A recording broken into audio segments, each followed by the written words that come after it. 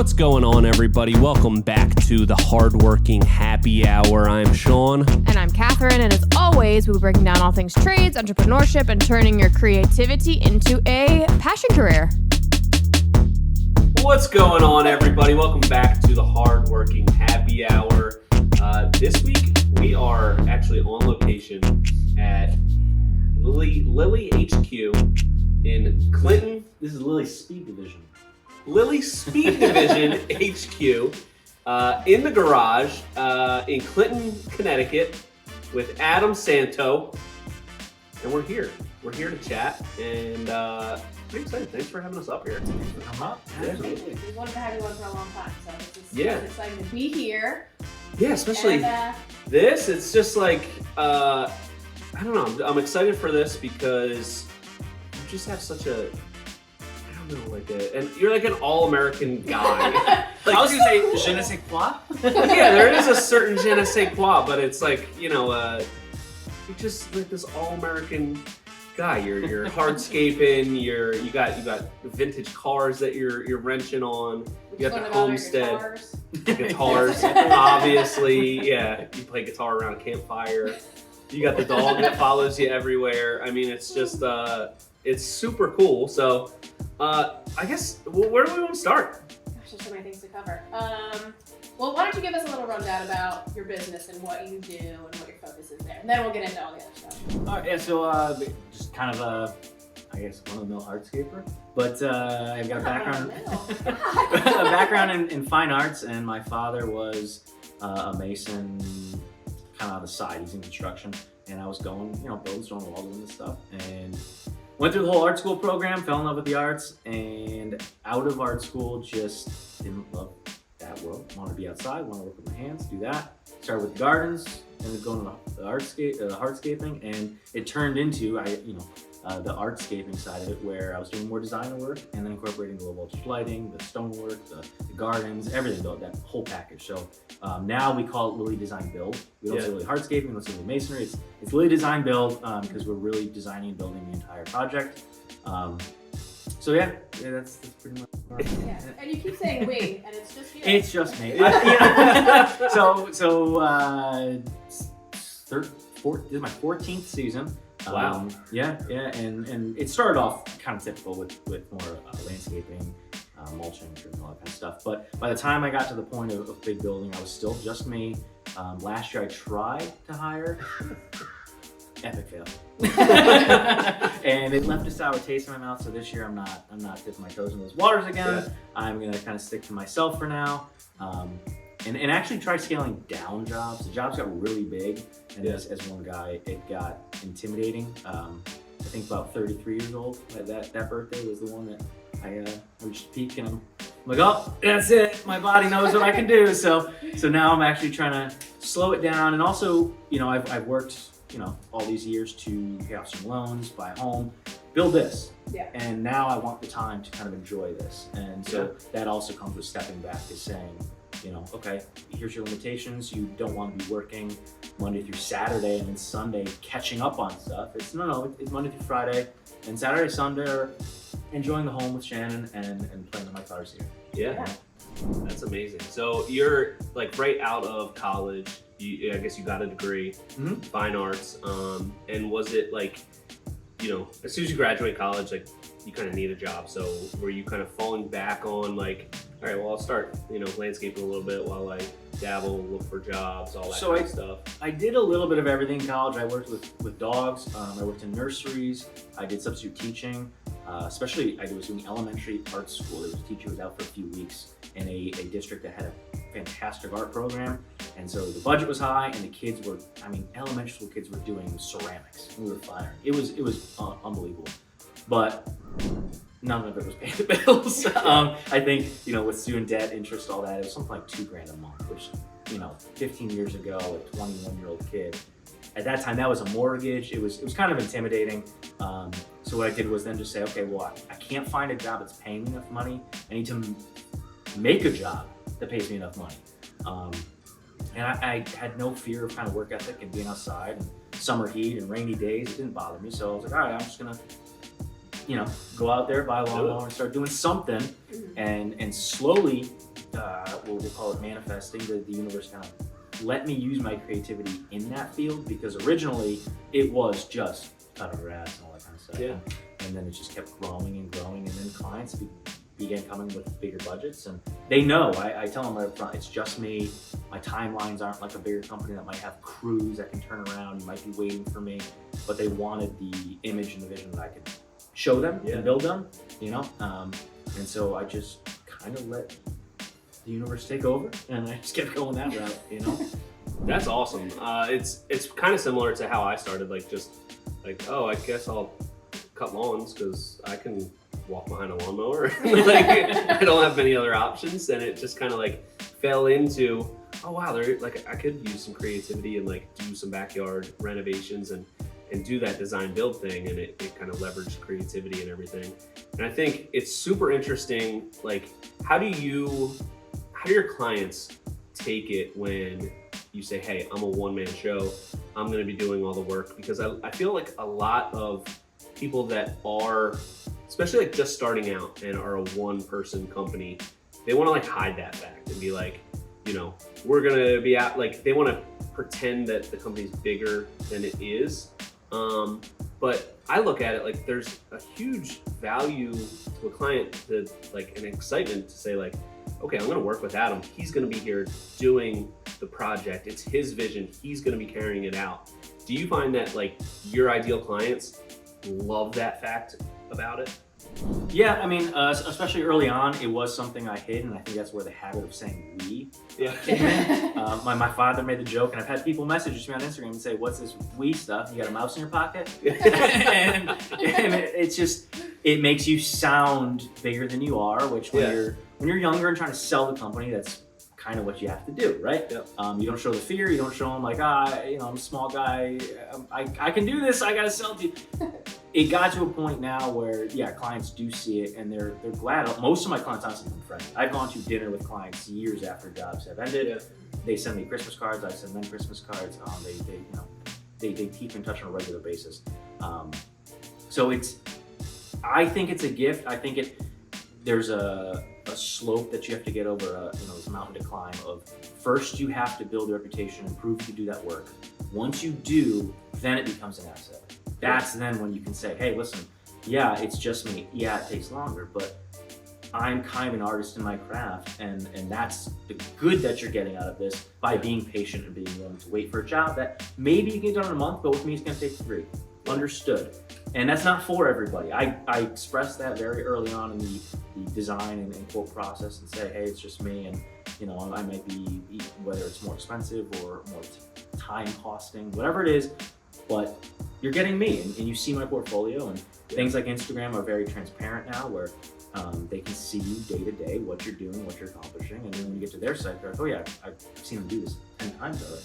Yeah. So it's beneficial after you've earned kind of the reputation. Yeah, and I think you have to like get over that insecurity yourself first. Like it was the same way for me, like starting out a company. It's just like, you're almost like, selling that vision to yourself. Like, yeah, I can do this. Like we have this big company. Like you have to like pump yourself up because you might be a little bit insecure just starting out a business. For sure. And then, it took me a while to like feel comfortable with the type of projects we were doing, to be able to like flip that a little bit and be more open like on our content stuff, and just be like, yeah, most of the time I don't know what I'm doing, I'm figuring it out as we go. Like, but I hid that in the beginning because it was like, that felt like I wasn't experienced enough. And I just became comfortable with it. Like, no, this is just what the job is. Like, you're just problem solving on a daily basis, and I became more comfortable. Yeah, I don't think it's different through any trade. I mean, ours might be a little bit more artistic, but I think the truth is any kind of trade practice. Even we'll call it medical, like a doctor. How many doctors, they don't come into being a doctor having done 100 surgeries and know with confidence, like, I got this. They have to like, all right, I think I got this. And Shannon will attest to it. There are a million times I've woken up at 1 o'clock in the morning. I'm like, what am I doing? And then you wake up again at 6 and you're like, no, it's all right. I could figure it out. And the first time I did a gas fire pit, I'm like, what? I don't know what I'm building. First time I did a kitchen. First time I did, a pool scape. It was like, pool? I have to pour a bond beam? What's a bond beam? You tell the client that, but Yeah. you figure it out. And the biggest thing is you own up. If you do make a mistake, you own up to your mistake, you fix that, and you do your research and just really do the best you absolutely can. I mean, if you're willing to do that work and put your best foot forward, then you're gonna learn pretty quick. It's gonna come quickly. The mistakes are gonna happen, you're gonna see it, you're gonna fix it, you're gonna get over it, and you're gonna keep going. And that was the biggest thing, was building that confidence, waking up at 1, 2 in the morning going, shh, you're fine, go back. Yeah, I feel like at this point it's such an asset, because when I see your work, it's not just like some little tiny thing. It's like you take on these huge projects that are like really intricate. And if you were working for me, I'd be like, this guy can do anything. He does it by himself. He can do literally anything. And I'm sure that's why when we were talking earlier, you were saying people just keep adding things to your project. Yeah. Do you think that because you're working by yourself, they kind of see you as like you're their personal? I would say, okay, so that would be a con to working alone. It's very personal. They do want more, they talk, and part of it lies on me. So they'll be talking about, I was thinking about, I'm like, oh, I know what to do over there. And then I start talking and I'm like, I just added a week to one. I should have kept my mouth shut. But it's the right thing to do by the project and the client and the yard. And sometimes, especially if, say, if it's all the backyard, we'll say the front yard separate, but in the backyard, they're like, oh, this isn't, and irrigation, fence is coming after you. Like, before I fix everything, we should do that scope of work. Yeah. So then I kind of open my mouth, and then you have to balance, all right, well, we got 3 contracts after this and they're waiting on me, so how do I do that? But because they all do it, I think once I get to their door, they're like, oh, we get it now. Yeah. It's until you get there that you kind of have to mend fences and keep the lines of communication. What I honestly, the best thing to do is try to stay ahead of it, message the clients, be like, listen, it's been raining for a week, this client added work, and a lot of times before I get to a job, they'll message me and say, I was looking at Instagram, we were thinking about adding this. And it's like, so see, you're on the same page, just be patient, I'm coming, I promise, you're locked in, I'm coming, we'll get there. Yeah. And that's the biggest thing. But yeah, when you're there, they stop, they talk to you, they want to have a conversation that could take an hour, 2 hours of your day, whatever. Yeah. But again, it builds on the friendship, and it makes the jobs a little more enjoyable. So Yeah. I'm okay with it. Yeah. It has its plus. And I think, like, with being a solo operator, you do get to become closer with the clients. Like, it's a different experience. And if you are pre-qualifying the clients, being upfront in the beginning, like, the client that wants 30 people in their backyard to knock it out in a week because they have a party that, like, they have to have it done by, Mm-hmm. like, that's not going to be your client. But then there's that person that's like, no, we have Adam did this. Like, he's an artist. Like, he's the one that did this. And through things like your portfolio and Instagram and the fact that it's just you, like, you can't hide behind anything. And for a client to know, like, have that trust, like, okay, I might spend a little bit more, but I have no doubt that this is going to turn out awesome. Where every other company that's a lot bigger, it's like, pretty confident that they're going to do a great job, but I don't know. That right there, like, that comfort is worth a lot to a lot of clients. So it's kind of how we look at it. We're a small crew, and it's like everything you see online, that's every job that we've done, and that comfort, I think, is worth a lot to a lot of clients, especially on a bigger project. It is. I think it helps kind of keep the year booked out more when things are slow. I'm constantly kind of always booked. I've got less to worry about. I've got these, 3 guys I got to pay, their families to feed, all that kind of stuff. So there's that pro, and then also the clients come at you with a different expectation, and that builds a different kind of understanding of what's going to happen on the job. And then, yeah, I'm the one behind the phone versus if a crew is building something goes wrong, you're calling the office, and that office then goes to a manager, and they have to then talk to the foreman or laborers that are good. There's none of that kind of headache involved. So there's a direct line of communication, especially after COVID with people working from home. They almost get used to me being there every day. They know I'm going to show up. They're watching from the windows. They come out. It builds a certain level of trust. And then, yeah, I'm the one who has to answer that. Me, individually. So I take it personally. I do. And again, that's something that if you're thinking about being kind of a one-man crew or even just a small business, get ready to take it personally, because I don't think there's any hiding from that. It's going to happen. Yeah.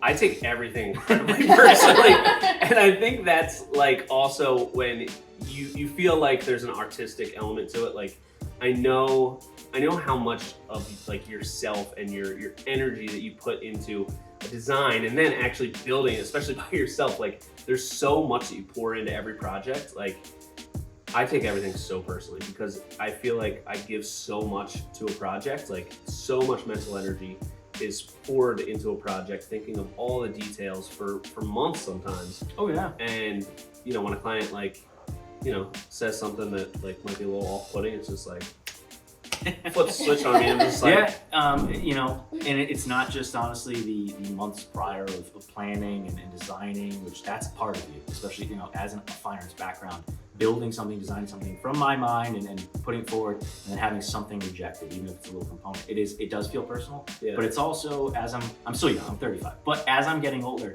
I'm realizing the time aspect. A lot of these jobs take 3, 4, 6 months, and all of a sudden I'm looking through life kind of a little bit, you know, existential and saying, wait, last summer, that was a year. Where did a year go? And again, building all the stuff I have and enjoying time with my dog and Shannon and all that, I'm like, I need to spend my time, more than anything, more than the money, more than the time designing and taking that personally, it's my actual time is really the asset. And if I'm going to invest that into a client so that they can enjoy their backyard and all that, there needs to be kind of a mutual respect and understanding there. Yeah. Not saying like sometimes they can come to you with a very real, like, we disagree with this, we don't like this. Well, that happens, that's fine. But at the end of the day, the average clients, like I want them to understand, hey, I'm spending 6 months of my life laboring, beating my body in your backyard because I love it and I want to give you the best product. And as long as you see that, we can disagree on things, that's fine, but mutual respect, you know? Yeah. You can disagree with me about a design thing, just know that you're wrong and don't come at me with any type of attitude, or it's just gonna be, I'm gonna be mentally checked out of this project and just like on to the next one. I think that's an element that's a lot harder for people that like do the design aspect of it and like, you know, are part of the whole process. Like, you know, like we kind of both are. It's so easy to take it super personal and like, I always say it's my deck, it just happens to be in your backyard. I tell clients all the time, I wouldn't build you something that I wouldn't build myself. That's like, that's the key. So I've had people pitch to me like, we want this, this, and this. And I go, no, I'm sorry, you're wrong. That's an awful idea. And I can't build you that because I'm telling you, I wouldn't do that in my yard, you know? And regardless of certain things might change, like I might not use this color palette or this layout, but overall, quality of install, material choice, overall layout and function of the space, I'm not going to build you something that I can't stand behind. I wouldn't build for myself or my family. That's my rule, you know? I've done that as well. And plus when you're putting it on, you know, your socials and your website, and you only do a certain amount of projects, like it's valuable to make sure that like that project turns out awesome. Like you want this. It's part of your branding. Exactly. So I've had both experiences where we've done that and people, it's very off-putting to the client where they're just like, what is this guy thinking? Like, it's my backyard, I'll fire somebody else. And I'm like, that's great, like good luck. Everything's gonna be good. And I've had other people where they're like, well, we've had like 5 estimates, no one else has said that, but that's a really good point. Yeah, this doesn't seem very functional. And I'm like, yeah, it's not. Like, this is not going to be a good design. Let me design it. And it's like, that's that ideal client. And they're like, wow, okay, I see the value here. No one else mentioned any of this. They were just like, I'll give you a quote, no problem, we'll build whatever you want. But you're saying this isn't gonna work very well and you're making a great point. Let's look at this design thing that you're talking about and let's redesign it. I mean, I'm in Connecticut, the one thing I come across, so I follow obviously a lot of pool builders, right? I don't build pools myself, I'm just me, there's no way I'm putting a pool in. But a lot of pool builders up here, they put in a pool and they don't do anything past. A lot of them have contractors that maybe they get a kickback from. And I butt heads a lot of times with, there's a couple pool builders, they love guys who install stamped concrete. And I just can't, instantly I tell my clients, I can't lie to you. There's an old adage that it's, in New England, there's concrete that is cracked and is gonna crack. You can't service it. If it's settled, there's nothing you could do. Once you have a problem, you have a permanent problem. Versus pavers, it's not perfect, but it's definitely better and it's definitely maintenance, friendly. You could fix things and do things and run new lines, whatever you have to do, it's possible. And I have to tell clients all the time, listen, the price of stamped concrete has skyrocketed. It's up there with pavers. that's the wrong choice. Whether you believe me or not, that's fine, but I'm telling you, I don't do stamped concrete for a reason. It's a nightmare, you know? So it happens. Clients think, you know, I always say to my clients, it's not your job to know the intricacies of this trade or what you're building. You have to like it and enjoy it and be willing to pay for it. It's my job to tell you what you should be doing for our environment. Again, same concrete, maybe in Florida, that's fine, it works. Up here, freeze-thaw cycles, it's a no-no. So yeah, you have to tell clients they're wrong. And you have to do it kind of, you know, tiptoe and say, hey, okay, well, I disagree. That's very nice, but that idea sucks. So I'm not gonna do that. I think, you know, you probably have the experience that clients, you know, might be taken aback by that a little bit, but then they love it. And they're like, okay, yeah, I don't know that. And I always look at it as a design build company especially, it's our job to coach them through the whole process. Like, hold their hand as you're going through the process. One thing I hear all the time with other contractors is like, it's a huge red flag when a client won't give you their budget. And it's like, how are they supposed to know what a budget is? Like, it's not like looking at a car where you can just like go on Auto Trader and it's like, okay, yeah, a car costs about this much. It's like, every client that comes to, like, we've had like maybe 1 or 2 clients ever that have like gotten other prices and they have like a real legitimate budget that makes sense. Otherwise, it's like, they don't know and they're not supposed to. So it's our job to walk them through that and say, okay, based on these ideas, like, here's what you're looking at budget wise. And that can be like a huge game changer building rapport with the client, because every other contractor looks at it as that's a red flag. They should, you know, they're hiding something. It's like, no, they just don't know. Like, I'll put it this way. So we got a bunch of cars behind me. And I love my cars. I know my cars, everything. If you ask me right now, what does it cost for a new transmission in this Alpha? I have no freaking clue. I don't know. I could probably find one and do it myself, but if I had to hire somebody, I have no clue. So I can't judge what's fair and what's right. It's the guy putting in the transmission who has to sell him to me and say, listen, here's why it costs what it costs. And I'm gonna do it right. And then if I get a couple of numbers that are totally off, it's like, okay, well, why are these numbers off? I don't know. It falls on us as the installers, designers, builders to sell that. You know, I actually have a guy who's been talking to me. He's a friend, and he's putting in a pool, and he said, kind of wants a square foot price. And I have not texted him. I keep trying to call him because I'm like, Rob, I need to get you on the phone. I'm not texting this one. But you know, the pool he showed me in the picture is kind of a, you know, kidney shape versus rectangular. It's like, dude, Justin, coping, I have no idea what we're doing. Cutting around that odd shaped coping, I have no idea there's no square foot price. So you have to then say to them, okay, well, listen, I have to buy X amount more square foot material and I have to cut it. You want cuts that are nice and clean? Because there are guys who will install cuts like they just fill with poly sand. It's the hardscaper's call. My buddy has 2 sayings and they're jokes we don't live by, but he goes, compactor's gonna take care of that and polytan will fix it.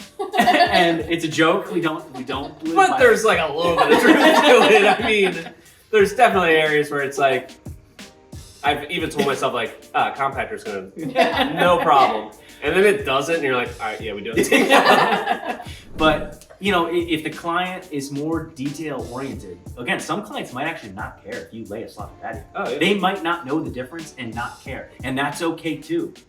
Nothing wrong with that. They're not my client. And I just want to say, hey, that's great. And I wish you all the best moving forward. But I have limited time, limited job availability. And I'm going to focus on stuff where I get to kind of shine with my talents. I enjoy doing the intricate stonework and, you know, inlays and all that kind of stuff. That's where I shine. If you want a 20 by 20 of, you know, straight running bond slab, all right. Even if you wanted to pay my price, like, I don't want to do that job. I want to do a job I enjoy. So it's really, it's almost like dating. You're dating a client, trying to find that right match for you. You know what I mean? Yeah, I think that's kind of an interesting way to look at it. You're kind of like, you know, the whole design process, like, you know, all of the conversations that you have is kind of like dating, and you're like, do we jump into this together? And you have all of these different, like, you know, you develop these different things that are red flags and, you know, things that might not or haven't worked in the past with clients. And still always, some of them kind of slip through the cracks, and then afterwards you're like, they seemed like such a good client. What was it about this client that I could like pull out of this and then remember for next time. Are there things that, like, besides, you know, timeline and price that you've seen as a good way to pre-qualify clients? I think the biggest thing for me is communication. I had a client a few years ago who they had gotten other quotes, but they had just kind of a bad gut feeling about it. They found me, they wanted to move forward with me, and then I actually got a bad feeling from them because they were almost kind of asking too much and getting too nitpicky. Yeah. So you can't be too scared to say, hey, you know what, I have other stuff I gotta focus on, this isn't for me. And when I did that, within 20 seconds, they were dialing me like over and over and over. And I was on a job, so I wasn't answering, and they were frantic. Yeah. And so then finally I took a second and I was like, listen, hey, here's why I think maybe we're not a good fit. And that's literally what I said. It's almost like, hey, I don't think we're a good fit. And then they explained to me, we had contractors inside the house, we had other contractors, we got burned, we're just worried. And I was like, okay, totally understood. Now that we have that line of communication, new baseline, and we can have this discussion at a different point, they ended up being a phenomenal client, and they added more work, and it was a large job. Yeah. And the job went great, and we had hiccups. The pool builder had issues. We hit them, but we kind of tackled them as a team versus, you know, the other I wasn't the outside guy, just another contractor, nickel and diming on change orders. It's like, no, we're trying to get to the same end goal here. Yeah. So sometimes you actually have to almost have the awkward, uncomfortable phase to Yeah. get to the comfort phase, you know, to Yeah. get to know each other. As I get older, all of the sayings that my dad had, like, growing up, that I hated, now I like, oh yeah, that makes sense. And that reminded me of one that he always used to say about clients is, you know, when you have a client that is treating you kind of like that and they're so apprehensive, like, he always said, hey, look, I can see that, like, there's some sort of, like, weird energy here, and you've probably had bad experiences with contractors before, but if you don't treat me like your last bad contractor, I won't treat you like my last bad client. And it's, like, so true. But you do have to have that conversation to, like, break it down. Like, hey, look, and they're coming from a place of, hey, I don't really know this guy. And then, like, you know, having that conversation breaks down that barrier, and now you can have, like, that clear communication. It develops that trust. Like, it's just an awesome way to jump into a project. Because if they were off put by that, then you just walk away. You've already said, you know, don't think it's going to be a good fit. But, you know, when they frantically call you, like, no, please, I'm so sorry. And I didn't actually, mean to do that. I'm not that needy, I swear. So they had bad experiences with like hardwood floor sealing and redoing companies and all that. And the other thing, back to a prior topic, was they kind of almost couldn't believe it was just me. Yeah. They went to a job that I'd done. They visited with that client and everything. They came to the job while I was finishing up that job, and they actually said, we're worried, like, what if you got hurt? Like, that's it, you're done? What happens? I'm like, you know what? You're not wrong on that one, but just know I would never leave you high and dry. Yeah. That's, like, I would figure it out. Whether I had to bring subs in or whatever, like, I would figure it out. But yeah, you're right. That's actually a valid point. If you're hiring one guy to do 3,000 square foot of pavers with multiple fire features and gardens and boulders and you name it, yeah, I could get hurt. You know what? I didn't think of that. Now I'm scared. Thanks for pointing that out. Jeez. Yeah, so it was just kind of like, yeah, that is kind of thing, but hey, if that happens, we'll figure something out and it won't be the end of the world. That's my rule of thumb for everything. I will never do something that I already know is gonna fail, know is wrong, know is not gonna work. But if something were to happen, I'll stand behind it, I'll figure it out, I'll make it right, even if it costs me money. Like, that's not the problem. Yeah. You know, it's so easy to burn a reputation and it's so hard to build a reputation. So I'm not gonna, you know, lose sleep over something that, you know, I collected the check and now screw you. It's like, no, I'm not gonna be able to sleep. I'm gonna worry and my entire branding is gonna go down the drain, versus if something was wrong, it's like, I'll just take it on the chin and lose a little bit of money and time and figure it out for you. Yeah. You know, that way we're both happy. That's the end goal. Because it happens. No matter what you do, no matter how you build a job, I can't tell you how many times you hit ledge and boulders or something happens. You're like, I just gotta take care of this. Yeah. It is what it is. Yeah. It's part of the trade. Yeah. I plan for it. That's we always do this, like, the same thing. Unless it's something completely, like, that you could not possibly expect to happen, like, don't like to go to the client and say, hey, you know, without you adding anything, we now have to add money. Yeah. Like, you know, if they want to add stuff, totally fine. We'll do a change order. But if we hit rot at the house, or like that happened a lot more. Those unexpected things happened a lot more in the beginning of the business, and I always kind of looked at it like, number one, it's really uncomfortable to have that conversation with the client, like, oh, we ran into something unexpected.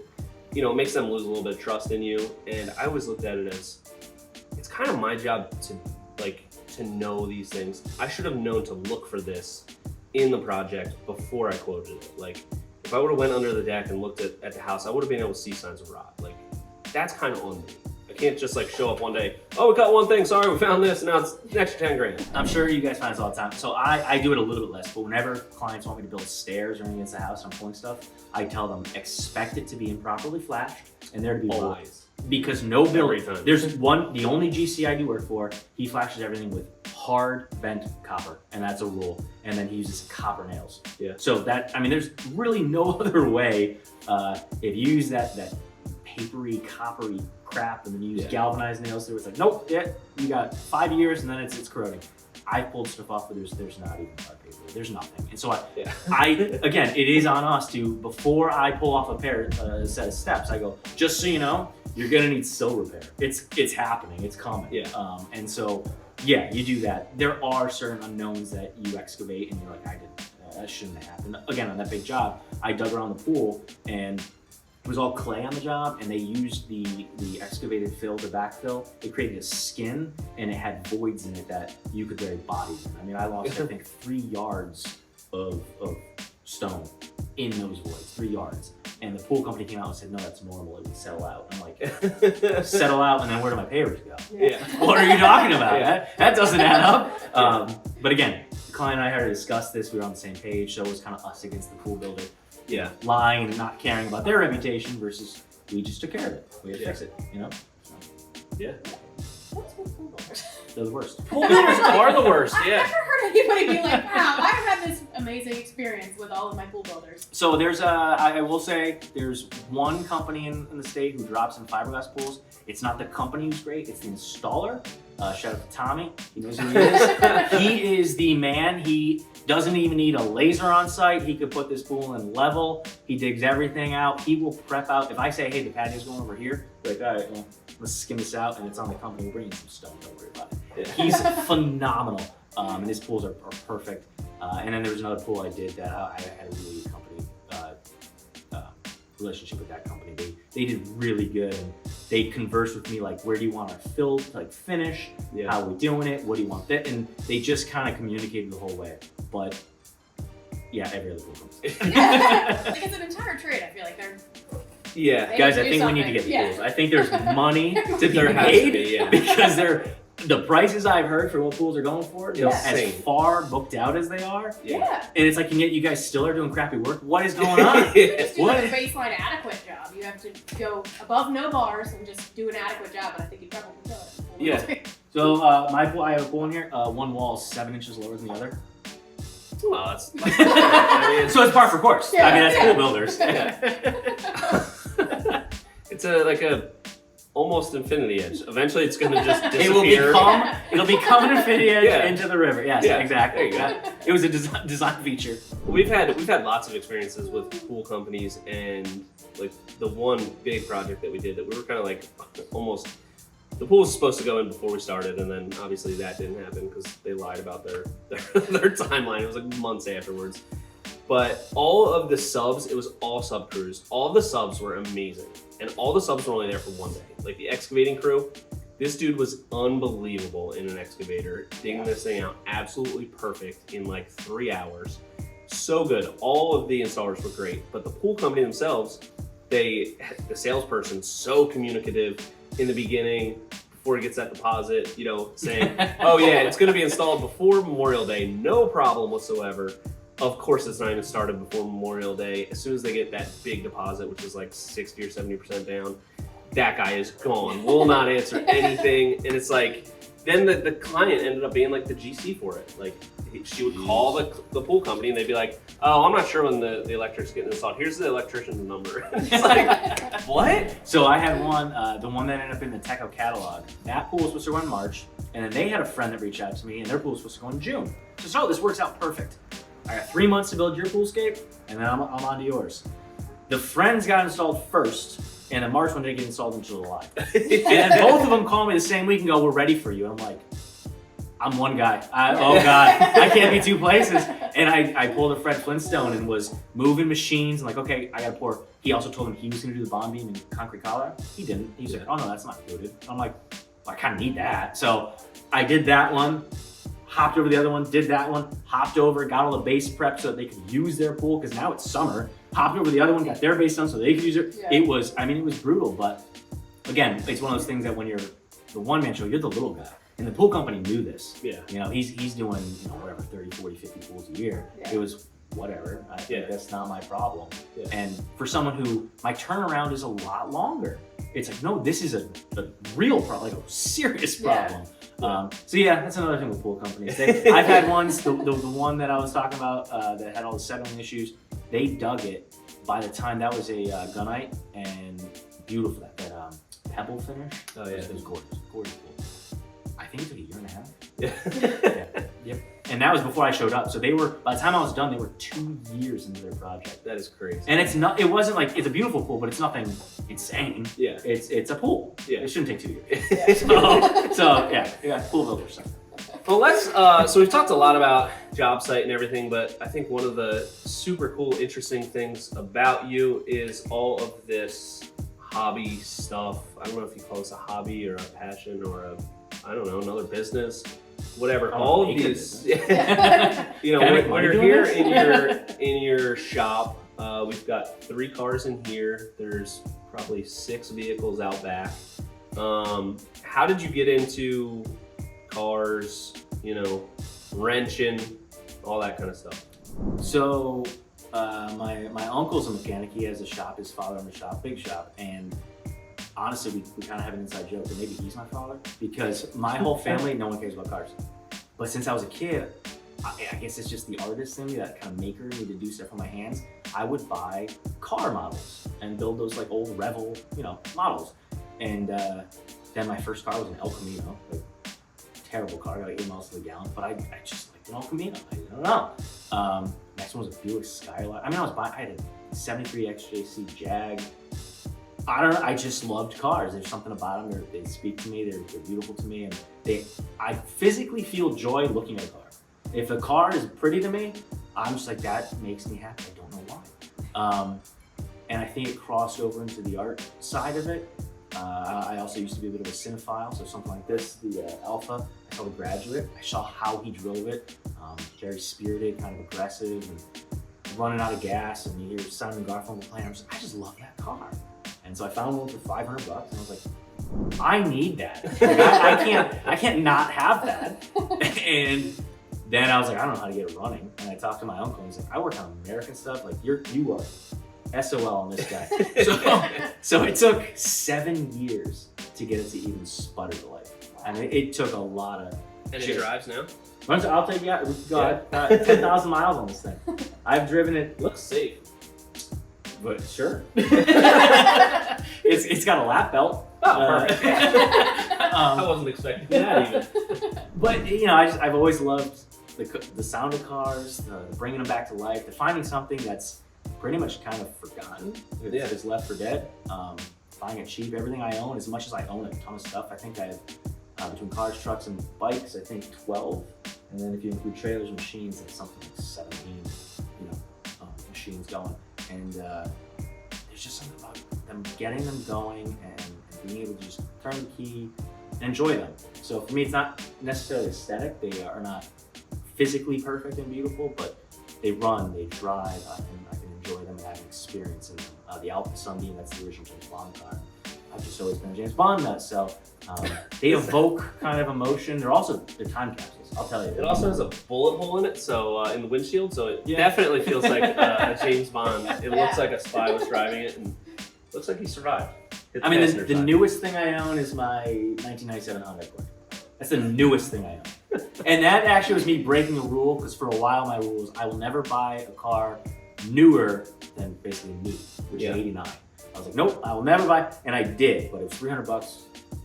You know, again, you can't say no to that. So yeah. But all in all these vehicles, all this fleet, we'll take the work stuff out because that's expensive. But all the hobby stuff, maybe 30 grand into, which a lot of guys, you know, they'll buy an Audi or whatever for Oh yeah. 50. Yeah. It's like, okay, Easily. so I got more.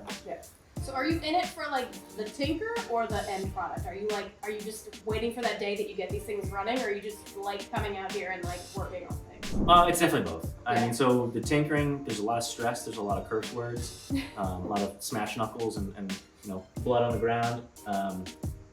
That's just as enjoyable because then when you do turn it over and it runs and it idles, you're like, holy crap, I finally figured that puzzle out. And as stressful it is, that reward at the end. Then taking it out, going for ice cream. In the 52 Chevy, I pick up my Christmas tree every year. Being able to just reliably say, I'm gonna go get my Christmas tree every year in my 1952 Chevy. It is a time capsule, there's no radio, there's no nothing. You get in, you're like, this is where I am now.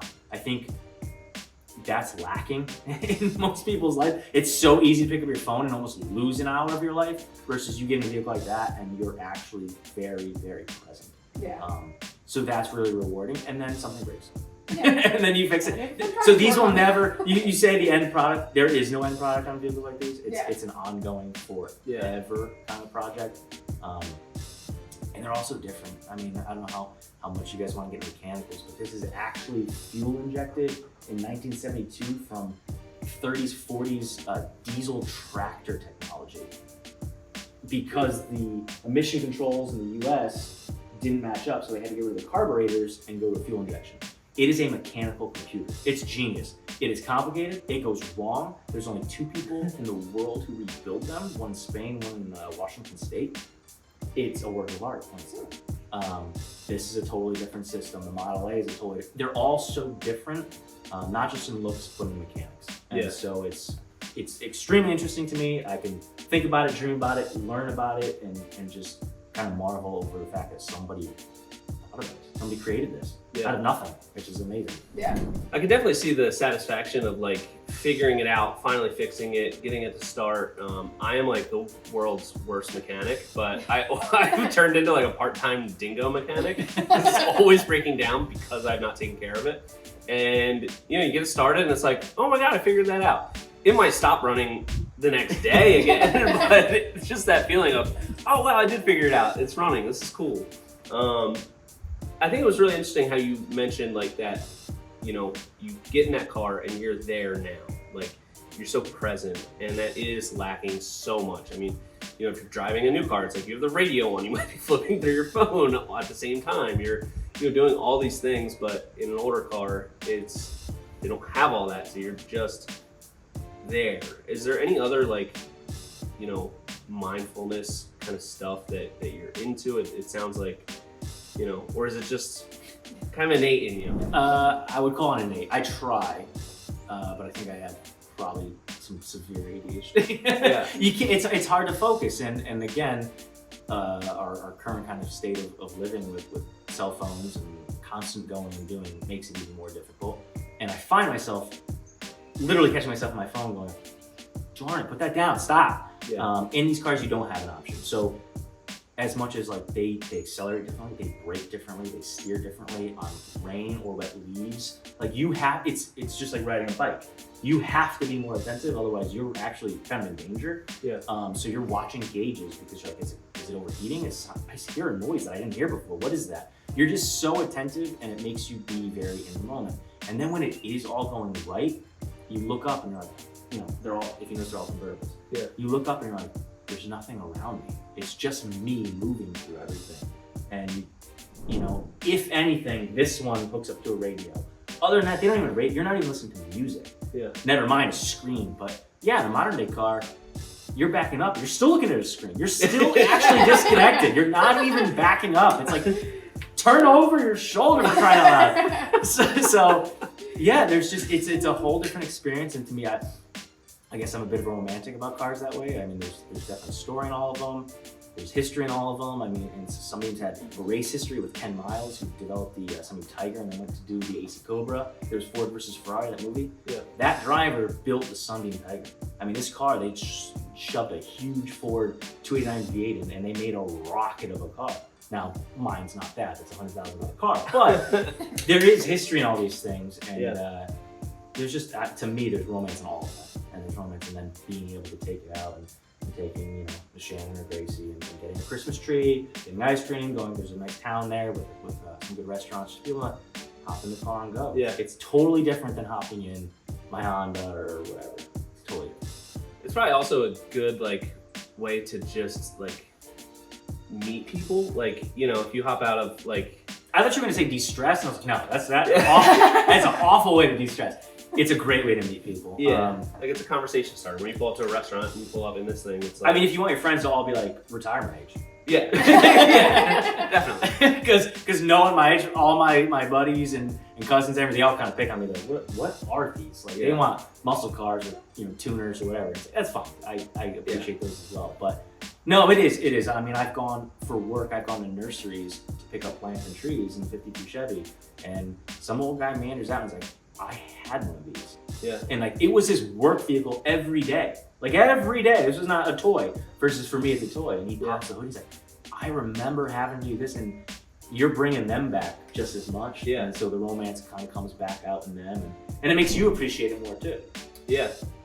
You definitely have this, like, I envy this, I don't know, this, it seems like you have this way of looking at things that is like so romantic and mindful and intentional, and I just think it's really cool. Like, you just seem so passionate about a lot of things, and I don't know, like we were talking about on the podcast like a week or two ago, everything's just like so surface level now. Like, you know, it's like everyone's hobby is just like scrolling on their phone, and I'm so guilty of that sometimes. Like, you catch yourself like, what am I doing? It's addictive. But I can't stop. Hooks you. Like, I'm gonna stop, put it down, pick it up 5 minutes later. Like, Well, they get you. I mean, my feed is full of cars. Yeah. I mean, I can't. You know, I'm seeing on Facebook Marketplace, I'm like, look at this one for sale. I need to get another one. I'm like, I have 12. I have 12 cars. I mean, my rule of thumb was you can't have more than 7 because that's 1 per day of the week. Really, you don't need more than that. Yeah. Now I think 12 is kind of light. But you're right. I always was like that from college, being a painter and writing music and super nature lover, all that kind of stuff. I always was. I think the business has actually beaten a little bit out of me. Yeah. And I'm really, really aggressively trying to get it back. You know, by having this space, it was really one of the selling points of this house was having this space, and Shannon was very supportive of it, saying, you know, that's what you need. You need to have that space where you can put a lift, and you can work on your cars, and you can really enjoy stuff again. Yeah. Because, you know, businesses, they drain you. You for sure. You get, you know, dried up and shriveled up, and you're just like, oh man, I need a break. So. Yeah, I'm definitely a very like goal-driven person. It's my, like, you know, my ADHD is like, I can focus on like this one goal that's like out there, you know, way ahead of me, and like hyper focus on that, and then like get there and then look for the next goal. And what I'm trying to do is step back a little bit and be like, a lot of the things that I have now are the things that like were huge goals 3, 4, 5 years ago. So like, let me try to carve out some time to just like enjoy all these things that now I'm able to have, and not just like hyper focus on what's next, what's that next goal, which is something that I struggle with. Probably everybody does to an extent, but what are you doing, you know, to try to get that control back from your business? Like, put boundaries in place. Like, you know, what are you trying to do there? I think that's a common trap. As you set that next goal of, okay, next year I need to make this amount of money, next year I need to do these designer jobs and take on less but earn more, but whatever those goals are, pay off a machine, then the year flies by. Yeah. And you like look back and like, crap, I didn't get to go to the beach. I mean, I live 10 minutes from the beach, and I've been here now for, you know, months and months and months, and we have yet to go to the beach. Yeah. What the heck, man? Like, I used to spend more time on the beach when I was an hour away than when I lived 10 minutes from there. What's going on? And same thing with all the cars. I mean, I used to drive, I used to wash them, wax them. They're in a poor state of disrepair at this point, because when I had them over at my last property, they were under white pines and sap was on them, and I just like gave up. I couldn't keep them. It just was like, I'm exhausted, and I'm just, the next goal is save enough money to put a down payment on the house and 20% no PMI, but like just focus.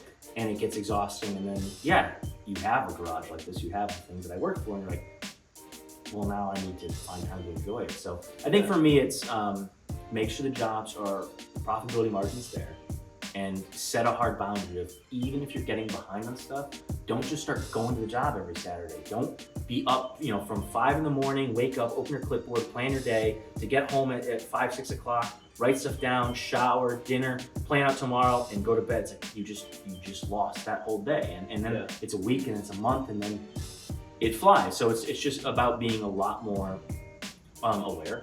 I have kind of every day I make my list. And then Shannon got me years ago, kind of just a question journal. Every day you answer a question, and it has 5 years prior. And it's really kind of meditative to look at past years and go, some of them are like, what do you want? What's your big goal? And it's like to get a house. And then finally, after 5 years of answering the book, it's like, I got it. Okay, well now what? Bigger house. Bigger house. And it's like, okay, well wait. Hold on, you got there. So like, isn't now the enjoyment period? And that's what happened. People look forward to a vacation, and they got on vacation, and they're too stressed to enjoy the vacation, and then they're back to work. So yeah, I think it's awareness. I think it's just be as present as you can. And again, that's something that I think these vehicles and everything give me. Is a sense of present state of mind.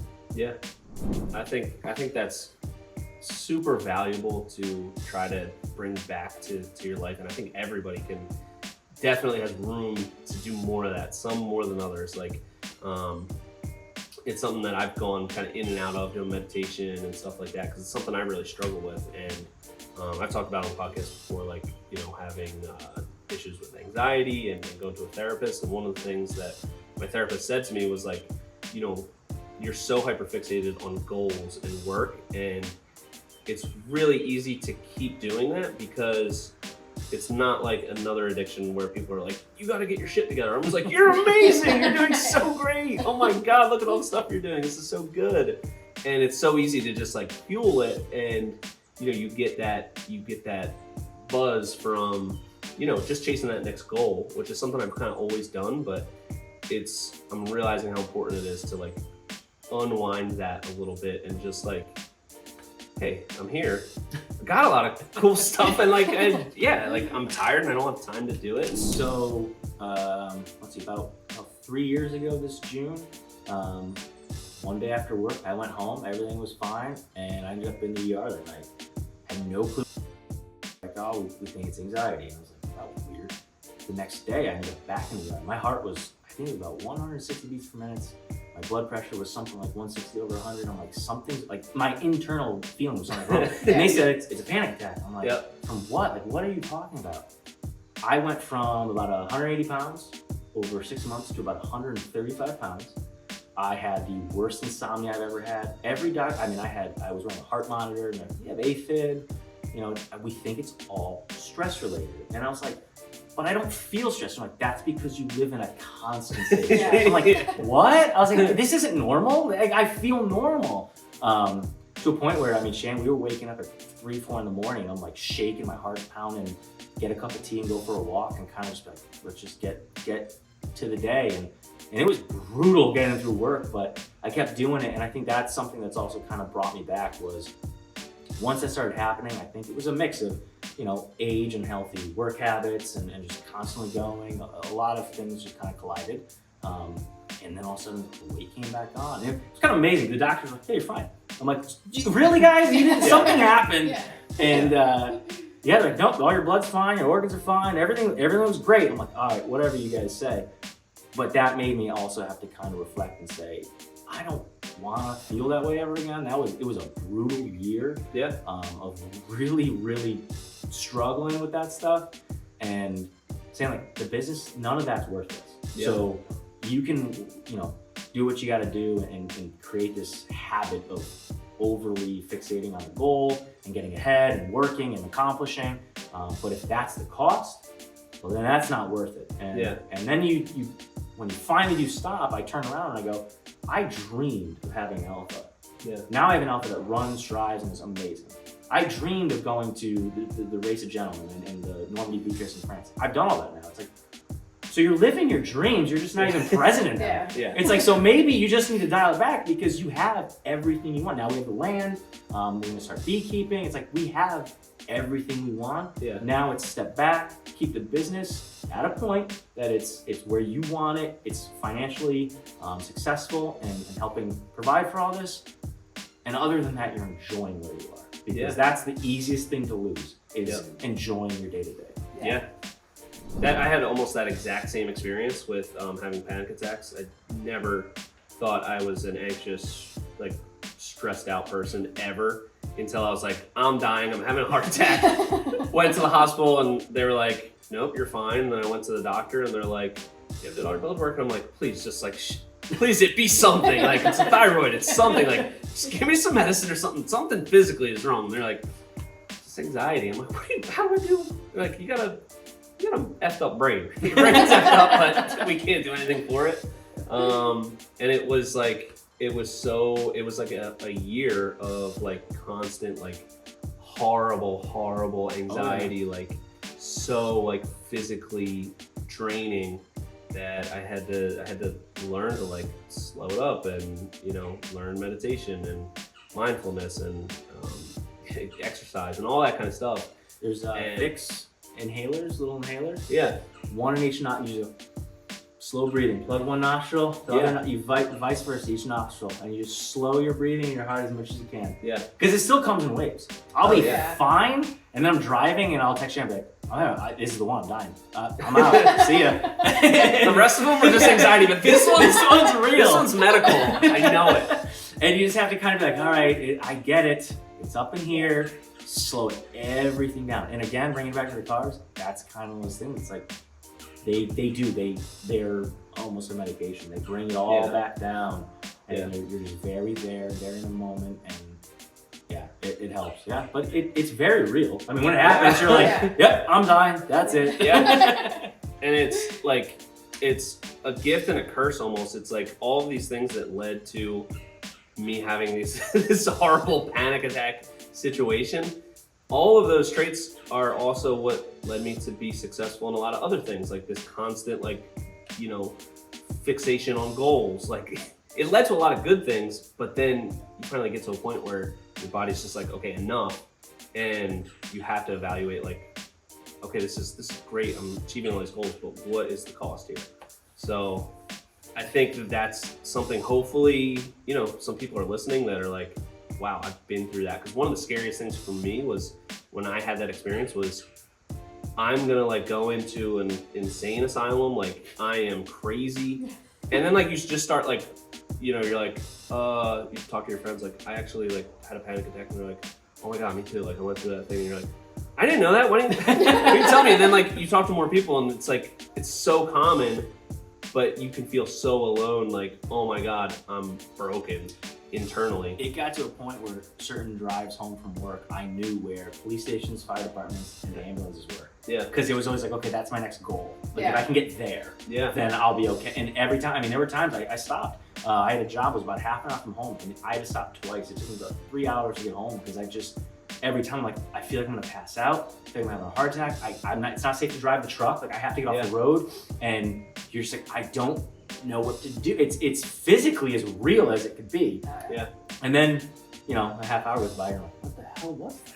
Yeah. And there's literally a song, I laugh because I have like a playlist now, I call it the panic attack list, where it's clearly musicians who have had panic attacks because they're writing and singing about them. Like, in one line is, in a half hour, I'll be fine. For the next 29 minutes, I'm gonna flow like concrete. And I'm like, yup, that's what it's gonna feel like. Yeah.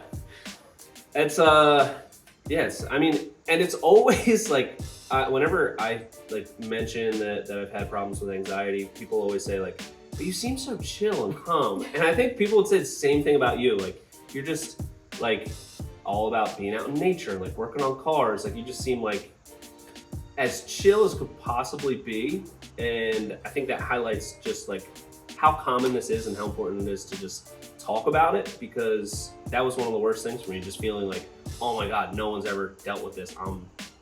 I'm broken. Everyone else is normal. I'm never gonna get better. And you know, you start talking to people, and it's like, oh yeah. You know, I think with screens and phones and diet, everything we live now is so disconnected from what we used to be. Yeah. Yeah, I think it's kind of sadly common that people feel these things. Yeah. And it doesn't have to be. We don't have to work, especially in New England of all of America, but America in general. We just work stupid out. Every time we go to Shanna's family in France, it's like people go home midday, they take naps, they drink wine every day, they eat bread and croissants. I'm like, how are you guys healthy? Yeah. But her 80-something-year-old Smoke uncle cigarettes. can out-hike us. I'm like, I'm panting and losing my breath. I'm like, I labor every day. This guy's 80-something and he's walking with his hands behind his back whistling. I'm like, really, dude? And so you're like, yeah, but he goes home and he reads. Like, Yeah. how many people go home and read anymore? Yeah. Yeah. And he's just constantly, I mean, he could do a book in a day. And they cook their meal and there's no screens, there's no TV when they're eating. They're sitting, conversing at a dining room table. There's one TV in the house, and every time we're there, I don't think the TV ever goes on. Yeah. It's kind of amazing. Yeah. And so, yeah, I think all my hobbies, all my passions, I try. I don't get to paint as much as I used to and play guitar and all that kind of stuff. But the cars are a big one. I spend more time on the cars. And yeah, it's just finding that work-life balance of, Yeah. the business is important, the clients are important, but there's also a line that you have to say, okay, well, cost and value of spreadsheet analysis is here, and it's either not working or it is, and you have to keep it on that it is side. Keep kind of adjusting the equation to make sure it is. Absolutely.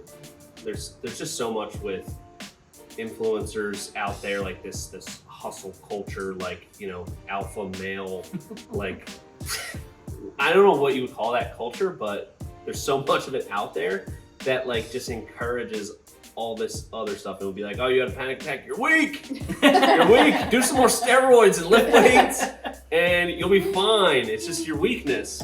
And you know that most of those behind the scenes, that's not legitimate. It's That's like a facade. Yeah. It's just what they're selling you, so you could spend $5,000 to fly out and listen to them do a lecture. Yeah. It's like, but they don't have a business. They never built a patio, guys. Like they don't know what. Don't let them tell you how to build your hardscape business, because they don't know how to run an excavator. So.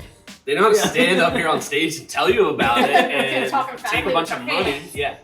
I think, and one thing that just kind of like dawned on me, like the ADHD kind of thing that, leading to anxiety. I think phones, like, there's never really been like a thing to like hyper stimulate ADHD people. Like if you're just like out in nature, it's like, there's only like so many things that you can like grab your attention and like feed that ADHD.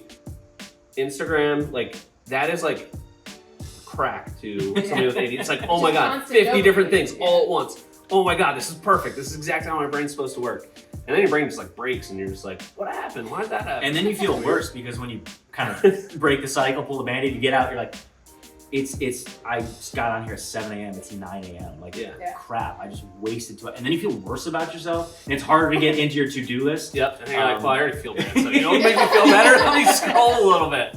See pictures of cars. I distinctly remember kind of the transition from having a non-smartphone to a smartphone. I hung on for as long as I could, and my mother for Christmas got me an iPhone saying, for your business, you need this. I get it. I wish it never happened. Yeah. I really do. Like, back when I bought this first car, when I was in college, painting, doing stuff, I didn't have smartphones, and I constantly have to regulate myself and say, you are on your phone too much, even if it's for work and emails. Because what happens is you have like this cycle of, okay, email, yep, okay, respond on, okay, Instagram, Yep. Gotcha. Facebook, and like, shut! and it happens so quick, and it is crack to the mind. Yeah, I realized recently that like I don't remember what it feels like to be bored, because if I'm in a line or anything, like I immediately pull my phone out. Like I don't give my brain 1 second to be bored. Yeah. That's such a, back in the day when you were a kid, your parents were like, oh, you're bored? Like go play outside, or like boredom was a feeling you felt every once in a while. Now I'm like, I can't remember what it feels like to be just genuinely bored. The big thing for me too is, I mentioned I used to be a cinephile, so all the James Bond movies, The Graduate, tons of old movies. I just loved them, and I can't get through a movie anymore. Yeah. I have to get up, and I'm like, that was never me. I could watch, Dr. No and blah, blah, and start going through the movies and just enjoy having the day to watch those movies. Now, 30 minutes into a movie, I'm like, I got stuff to do. I got to get up, and the laundry's going. And it's like, what happened? I don't want to be that guy. So I'm really trying to pull back and that's the thing about Instagram and Facebook, is they're great tools for the business, but they are drugs. Like you have to be like, okay, so what's the healthy dosage? Because I need to use it, but I need to balance my usage. Yeah. For sure. Yeah. Put those timers on my phone and a little right past the Oh my god, yeah. The problem with those, I've tried those before, but it's like, all right, I'm gonna set a timer on social media, and 1 hour, 60 minutes. It's like 7:30 in the morning. It's like, all right, ignore. You dismiss it once in the beginning of the day, and then it's just like every day you just feel bad about it. Yeah. So probably like we might like let's start with 3 hours a day, and then go down to 2 maybe. But you know, when you said standing in line, you're just like, you're used to being on your phone. And I notice it. I try, if I go see, I'm at DMV all the time, right?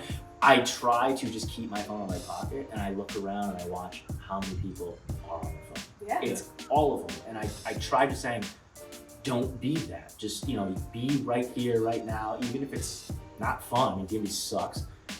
But just be here, like that's what you're doing. And I really try to harken a time before, you know, that pocket device that's kind of sapping life out of all of us. I really do believe in that. I think it's important. Absolutely is. I also have taken that like stance of like, okay, I need to see how long I can like be without my phone and just look around. And then I was like, I look like a weirdo. I look like I'm just staring at everybody now. Like I look like I'm just watching everybody. Well, nobody will notice though. Yeah. Like, gosh, I need something to pay attention to. Nobody will notice because they're all looking at their phones. It's true. So, well, we're beyond an hour here. I feel like we could just keep going forever, but we must stop. You're welcome up anytime. So we're coming back. Yeah. You said you got a lot of space here? Plenty of space. Okay, extra bedrooms? Perfect. Well, man, it's been freaking awesome to just hang out with you. I mean, you know. Yeah, for sure. We'll have to do it again. Yeah. Anytime. And when you go to the meeting of the gentlemen or whatever? The Race of Gentlemen. Race of Gentlemen? Trog, the Race of Gentlemen. October 3rd, 4th, and 5th this year. You should stop by Jersey. I'm right on the way. Yeah. Maybe. I kind of want to go to this thing, so Yeah, it's fun. I'll see you there. It's fun. Saturday, Sunday are the best. Cool. Saturday is just fun racing. They're just doing stuff, and then Sunday is the competition racing. There's brackets and everything from 1915 to 1950 Harleys, Indians, Model A's, any kind of car of the period. There's a car show. There's a whole bunch of stuff. It's fun. I'll start growing out my mustache right now.